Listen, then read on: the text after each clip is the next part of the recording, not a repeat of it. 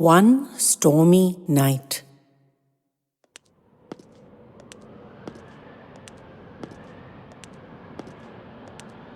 He paced up and down the dimly lit front veranda. Outside, the rain fell in sheets in the darkness and shone like a million needles in the intermittent flashes of lightning. It was the classic dark and stormy night when all evils were to befall. His mind and body were racked with exhaustion and endless tension-filled waiting. How long had he been waiting? When had they come? He looked with uncomprehending eyes at his watch, as he had countless times before. If he'd ever known how to read the time, he'd now forgotten, nor could he have calculated the passage of the hours in any case. Thank heaven they'd managed to get here, because he could see the waters rushing around his car, and he knew that if it had been now that they'd had to come, they'd never have made it. He paced. How many times had he measured the length of this veranda with his steps? Hundreds, maybe even thousands, he had no recollection. Only the memory of the feet, walking his body up and down this narrow strip. Inside, all was silent. Not a voice, or a cry, or a moan. Nothing. He strained to listen between the cracks and rumbles of thunder. How much longer could he possibly keep waiting and walking and knowing nothing? He glanced again at his wristwatch with unseeing eyes. Had it been 5 minutes since he last looked? Or 15? He just couldn't hold that information in his head long enough. He turned at the end of the veranda and just caught himself as he slipped. The tiles were slick from the rain, and whenever he didn't concentrate on his steps, he slipped. Luckily, the veranda was narrow, so he'd caught himself every time. If he'd fallen and hurt himself and had to sit down and wait, he just knew he'd have died. Like a shark, he had to keep moving to force the air through his lungs, or it would surely cease to move in and out of his body. It was only the pacing that kept him alive. Would this interminable storm never end? Would the darkness never be over? The rain, the thunder, the lightning, would they never cease? Would the tension ever be released? He paced.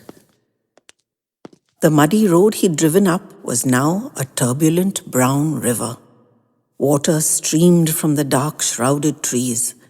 The desolate bungalow was draped in blackness except during the electric flashes of lightning, as if a giant lid had been put on a giant pot and his whole life was crammed within it. Everything that gave value and meaning and purpose to his existence was rammed tight into that pot with everything that threatened it. He could never push off that lid. Such things were outside his control, so he must simply endure, simply wait, knowing, hoping, praying that the lid would be taken off, that there must be an end, even if it wasn't in sight. He paused at the mesh door and craned his neck towards the inside. Silence. His eyes groped through the impenetrable murk of the corridor. Nothing. Outside, the aggressive sound of rain falling, water gushing, leaves thrashing against each other, and the furious rumbles of thunder continued to drown out everything except the frantic beat of his caged heart and the maddening echo of random thoughts banging around inside his head. He paced. He glanced at his watch. It told him nothing. Suddenly, he heard a quivering wail, and then a piercing but lusty cry. His fevered mind and body turned to ice. He didn't know how to respond, to laugh or to cry. Every fiber of his being was stretched, taut, to breaking point, and absolutely still. The lusty cry continued. Then he heard shuffling footsteps coming down the corridor. He turned, robot-like, to face them and whatever message they brought. The mesh door inched open, and the bent old woman came through.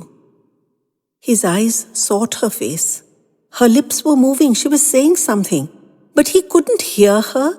He could only see that she was smiling, and the roar of delight inside his head was so huge that her words were simply swept away, and the thunder was the merest whisper. Endless fields of radiant flowers bloomed in his heart till it felt it would burst from the overcrowding, and angels danced by the hundreds on every pinhead of every pinprick that had tortured his jangled mind. He forced himself to concentrate on what she was saying as she put on a tough look, but reached out gently to him as if to invite him inside. Her words caressed his strained beyond endurance ears as softly as a butterfly's wing. "Aren't you coming in to see your wife and new baby daughter?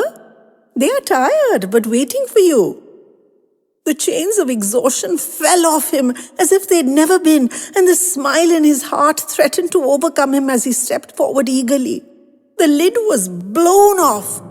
Boundless sweetness and radiance filled his universe and flooded his body with infinite joy.